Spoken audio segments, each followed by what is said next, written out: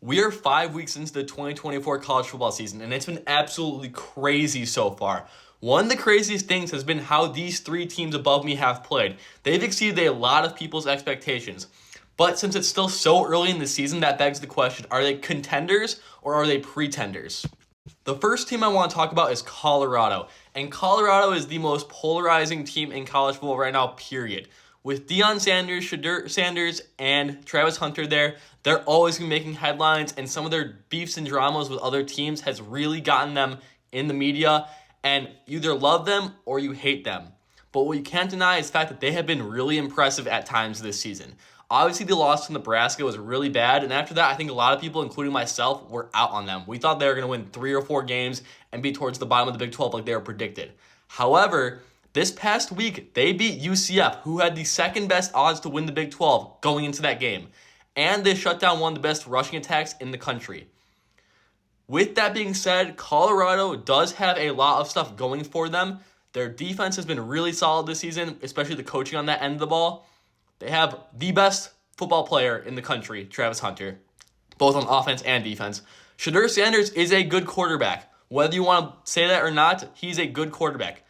But they do have some glaring weaknesses. The offensive line has not been good at times this year, and that is not a spot you want to be weak at, especially if you're trying to contend. And also, outside of like some positional coaches, the coaching is not great. Deion Sanders, is he really a great coach who can get you to that championship level? That's the question. I do think Colorado is pretty good though, and my verdict on them is that they are contenders in the Big 12. Are they going to prove me right? We'll see. Their schedule the rest of the way is really tough though. Kansas State, Arizona, Utah, Kansas, and Oklahoma State have all been ranked at some point this year. That's 5 teams for the remaining 7 games that have been ranked at some point this season. Texas Tech's no slouch either. I think if they can win 3 or 4 games from this stretch the rest of the season, that would be success for them. I think a 7 or 8 or even 9 win season would be great for Colorado. Winning the Big 12 and making it to the Big 12 title game is a bit of a tall task for them, I think. But I still think they could be contenders, and I don't think there's any reason to count out the Buffaloes at this point. The next team I want to talk about is the Indiana Hoosiers, who are after their first 5-0 start in 57 years, which is absolutely wild. Coach Sig is doing a fantastic job in Bloomington, getting the hype around that program, and he's a fantastic football coach as well. However, I do have one big issue with Indiana before I can call them a true contender. It's this schedule right here. Florida International and Charlotte are 2 really bad Group of 5 programs.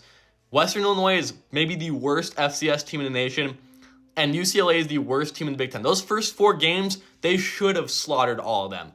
Maryland is okay this year. I think they're a bowl-eligible team or so. 6 wins is probably right around where I expect them. And Indiana took care of business. However, things did look a lot more sloppy against Maryland than they have against other teams so far. For example, Curtis Rourke, their quarterback, did have some struggles with 3 turnovers during the game. However, I do think Indiana has so much going for them that it's tough not to call them contenders at this point. Obviously, the metrics love them. They've played great to this point, albeit against weak competition. They have some of the best coaching in the entire nation, and I'll stand by that. Coach Sig is a fantastic football coach, and all those coaches have them humming on both sides of the ball. Their defense is really good. They've played good running the ball, passing the ball. There's not really a glaring weakness right now with Indiana, which I think helps their case. I have to see them get a little more battle-tested. Obviously, Northwestern, I do expect them to win that game. But the Nebraska game is the one I have circled for them. If they can handle Nebraska easily, I think there's no reason to say that Indiana shouldn't be a playoff team this year. And that's absolutely crazy considering where they were coming into this season. Big Ten title contender? Maybe. I don't think they're going to get past a team like Ohio State this regular season too. But I could see them sneaking in because of their weak schedule to the Big Ten title game or sneaking into the playoffs. And then from there, who knows? It's college football. The final team I want to talk about is a team I've been really high on and saying is going to get 10 wins this year since before the season, the Rutgers Scarlet Knights. Rutgers has an absolute cakewalk of a schedule, so it's hard for them not to really be true contenders.